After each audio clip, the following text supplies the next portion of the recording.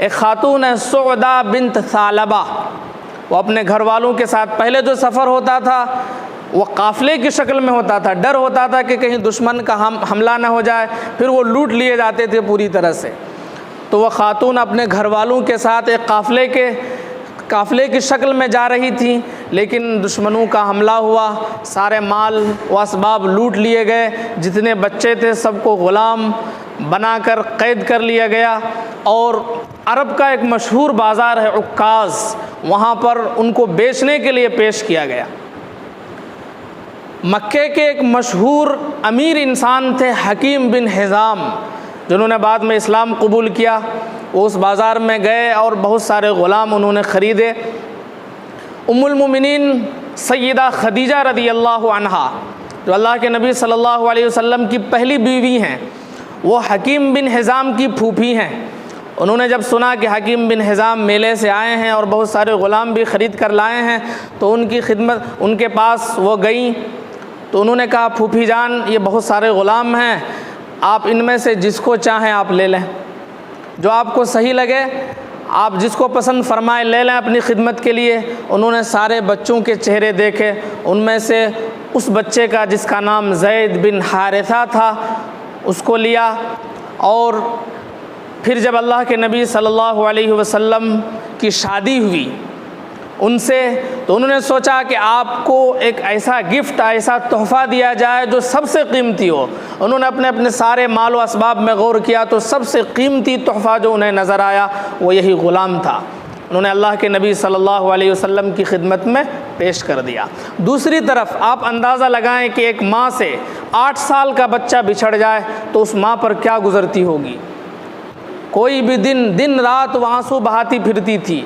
اور ان کے باپ حارثہ بن شراحیل وہ دنیا کی خاک چھانتے ہوئے پھرتے تھے کہ شاید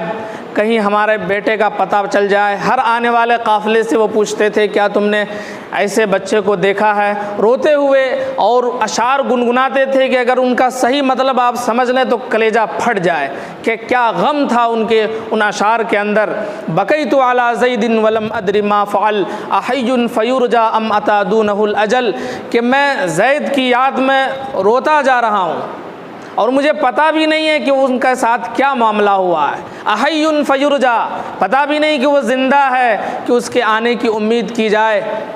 ام اتی دونہ الاجل، یا اس کو موت نے آ دبوچا ہے،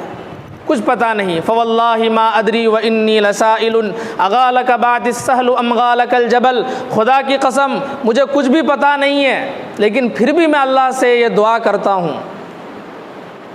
اور اس کو مانگتا ہوں، ہمیں پتہ نہیں اغالک بعد السہل، اے زید تمہیں آسمان نے اچک لیا یا زمین نے نگل لیا یا پہاڑ نے اپنے اندر دبوچ لیا، تم ہمیں مل کیوں نہیں رہے ہو۔ تذکرونیہ الشمس عند طلوعها وتعرض ذکراہ اذ غربها افل، کہ جب بھی سورج نکلتا ہے اس کی یاد تازہ ہو جاتی ہے، جب بھی سورج ڈوبتا ہے اس کی یاد ہمیں رلاتی ہے، ہمیشہ یعنی دن رات اس کی یاد میں ہم روتے رہتے ہیں۔ وَإِنِّي لَعَسُّ الْعِيسِ لَنَسُّ الْعِيسِ فِي الْأَرْضِ مَا دَامَ جَاهِدًا، کہ جب تک میری جان میں جان رہے گی اس وقت تک ہم اس کی تلاش کرتے رہیں گے۔ وَلَا أَسْأَمُ التَّطْوَافَ أَوْ تَسْأَمَ الْإِبِلِ، زمین میں پھرتے ہوئے، سفر کرتے ہوئے، چکر لگاتے ہوئے ہم تھکیں گے نہیں یہاں تک کہ ہماری سواری تھک ہار کر بیٹھ جائے۔ حیاتی او تأتی علی منیتی، ایک طرف میری زندگی ہے ایک طرف میری موت ہے، ایک دن تو مرنا ہی ہے۔ فَكُلُّ امْرِئٍ فَانٍ وَإِنْ غَرَّهُ الْأَمَلُ، دنیا میں ہر انسان کو موت کا مزہ چکھنا ہے، دنیا میں ہر انسان کو مرنا ہے، اگرچہ امیدوں نے، آرزو نے لوگوں کو دھوکے میں رکھا ہوا ہے کہ وہ لمبی لمبی آرزوؤں کے چکر میں موت کو بھلا بیٹھے ہیں، لیکن موت تو ایک دن آنی ہے۔ یہ اشعار وہ گنگناتے تھے، اور اس وقت چاہے کافر ہو چاہے مشرک ہو سب حج کے لیے آتے تھے، اگرچہ حج کے اندر بے شمار خرافات ہوتے تھے، بہت سارے لوگ ننگے طواف کیا کرتے تھے، تو زید بن حارثہ مکے کے اندر ہیں، اللہ کے نبی صلی اللہ علیہ وسلم کے ساتھ ہیں، کوئی دقت نہیں، کوئی پریشانی نہیں، دن بدن پروان چڑھ رہے ہیں۔ لیکن حج کے موقع پر وہ جب طواف کر رہے تھے تو اچانک ان کا سامنا ان کے قبیلے کے کچھ لوگوں سے ہوا، انہوں نے ان کو پہچانا، انہوں نے ان کو پہچانا، بات چیت ہوئی۔ پھر وہ حج سے جب فارغ ہوئے تو ان کے والدین کو جا کر بتایا کہ آپ کے بیٹے کو ہم نے مکے کے اندر دیکھا ہے۔ بس خبر سننے کی دیری تھی، ان کے والد حارثہ اور ان کے چچا کعب دونوں جتنی دولت تھی گھر میں سب کو آپس میں ساتھ میں لیا اور فوراً وہاں سے روانہ ہوئے۔ مکے آئے اور پتہ کیا، اللہ کے نبی صلی اللہ علیہ وسلم کو اس وقت نبوت نہیں ملی تھی، آپ کی خدمت میں وہ حاضر ہوئے اور کہنے لگے ابن عبد المطلب، مطلب کے بیٹے، انتم جیران اللہ، آپ لوگ تو اللہ کے گھر کے پڑوسی ہیں۔ آپ لوگوں کی یہ خاصیت ہے تفکون العانیہ، جو پریشان حال ہیں، جو قیدی ہوتے ہیں ان کو آپ چھڑاتے ہیں، وتطعمون الجائع، جو بھوکے لوگ ہیں آپ ان کو کھلاتے ہیں، وتغیثون الملہوف، جو پریشان حال ہیں، مصیبت زدہ ہیں، ان کی آپ مدد کرتے ہیں۔ اور میرا بیٹا زید وہ آپ کے پاس ہے، وہ آپ کے پاس ہے، آپ چاہے جتنی دولت لے لیں، جتنے پیسے لے لیں وہ آپ لے سکتے ہیں، پر ہمارا لڑکا ہمارے حوالے کر دیں۔ آپ نے ان سے پوچھا کون ہے تمہارا لڑکا؟ ومن ابنکما، تو انہوں نے کہا کہ زید جو آپ کے پاس ہے۔ آپ نے کہا کہ اس سے ایک اچھا آپشن میرے سامنے ہے، اگر وہ تمہارے سامنے پیش کیا جائے تو تم اسے قبول کرو گے؟ انہوں نے کہا کہ بتائیے کیا آپشن ہے؟ انہوں نے کہا کہ زید کو ہم بلاتے ہیں، ان کو اختیار دے دیتے ہیں، اگر وہ آپ کے ساتھ جانا چاہیں تو آپ لے جا سکتے ہیں، ایک پیسے بھی آپ سے نہیں لیے جائیں گے، اگر وہ رہنا چاہیں تو پھر ہم زبردستی ان کو بھیجیں گے نہیں۔ تو انہوں نے کہا قد انصفت وبالغت فی الانصاف، آپ نے تو انصاف کا حق ادا کر دیا، آپ نے وہ انصاف کی مثال قائم کر دی، آپ سے زیادہ انصاف کرنے والا کوئی ہے ہی نہیں۔ آپ نے آواز دی زید، زید حاضر ہوئے اور ان سے کہا انہیں پہچانتے ہو؟ انہوں نے کہا جی ہاں، یہ میرے ابا ہیں، یہ میرے چچا ہیں۔ آپ نے کہا کہ کیا تم ان کے ساتھ جانا چاہتے ہو؟ انہوں نے کہا کہ نہیں، ہم ان کے ساتھ جانا نہیں چاہتے۔ ان کے چچا اور ان کے والد غصے میں آ گئے اور کہے اتختار العبودیت علی امک و ابیک،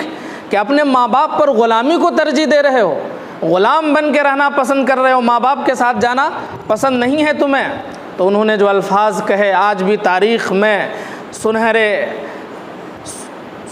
سونے کے پانی سے لکھنے کے قابل ہیں۔ انہوں نے کہا کہ ان صاحب کے اندر میں نے جو چیز دیکھی ہے، اگر آپ بھی وہ چیز دیکھ لیں تو کبھی ان سے الگ ہونے کی سوچیں بھی نہ۔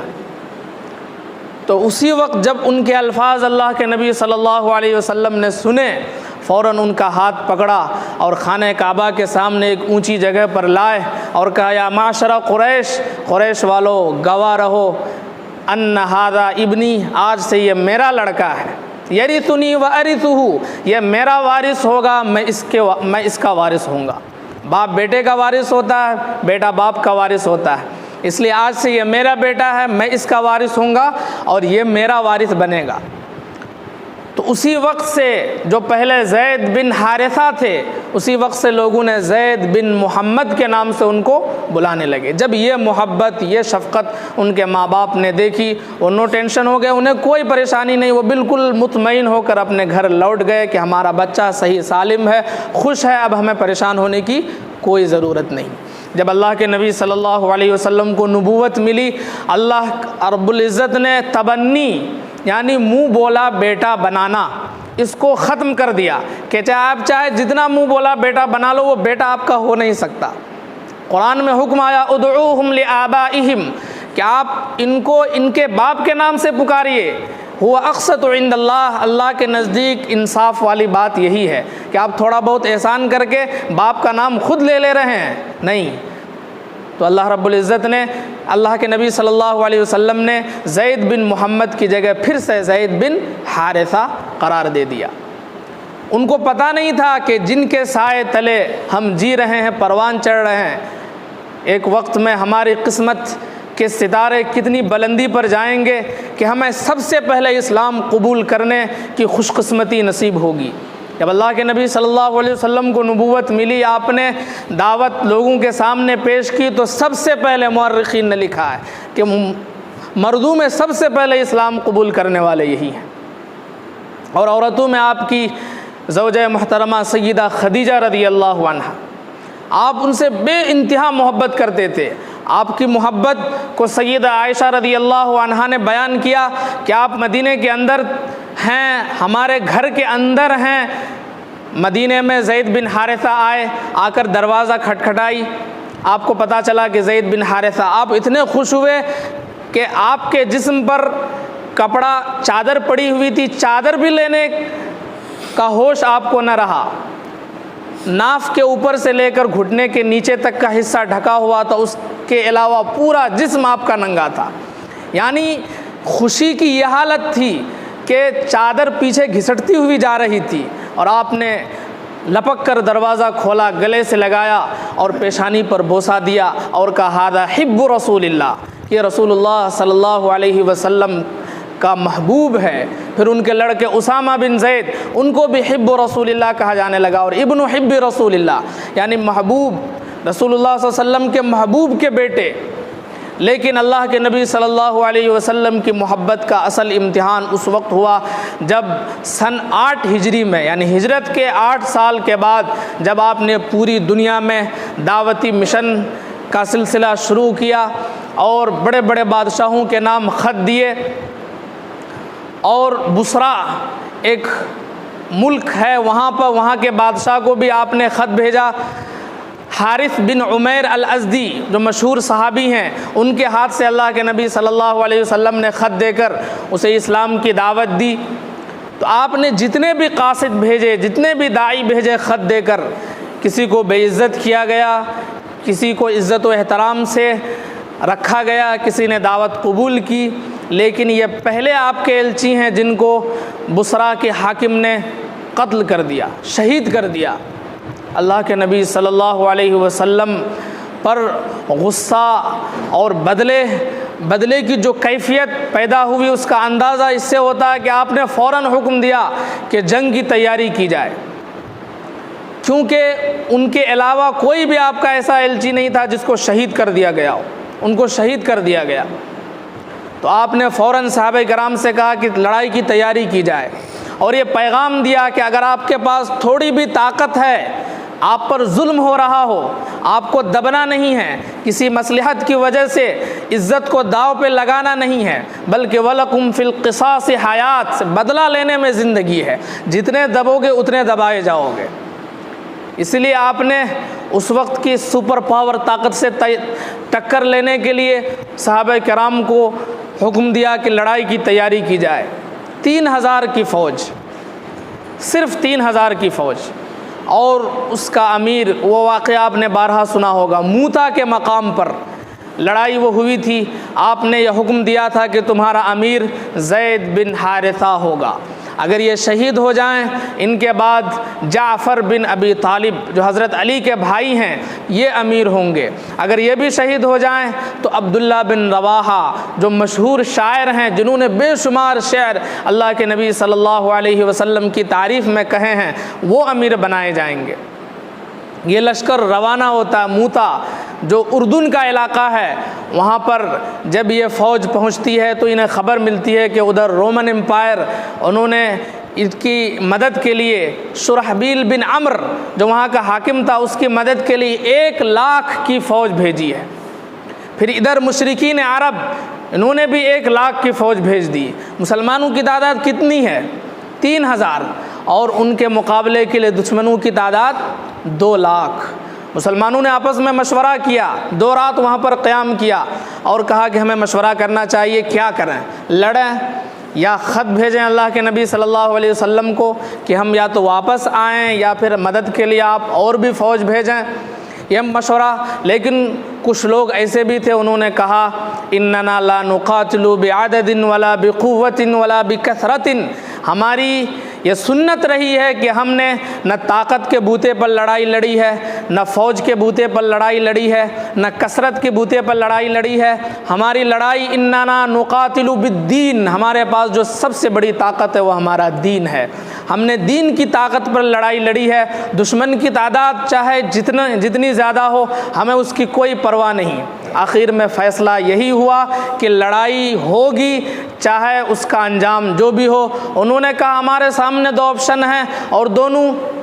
دونوں ہماری کامیابی کے ہیں، اما بالظفر و اما بالشہادہ، یا تو اللہ تعالی ہمیں فتح نصیب کرے گا جو کامیابی ہے، یا ہم شہید ہوں گے جو سب سے بڑی کامیابی ہے۔ دونوں کامیابی ہمارے حصے میں ہے، اس لیے ہمیں پیچھے نہیں ہٹنا ہے۔ لہذا فیصلہ ہوا اور موتا کے مقام پر ایک طرف 2 لاکھ کی فوج، ایک طرف 3000 کی فوج، لڑائی ہوئی اور مسلمانوں نے بہادری کہ وہ کارنامے انجام دیے کہ رومن امپائر کی زمین ہل گئی مسلمانوں کی بہادری کو دیکھ کر۔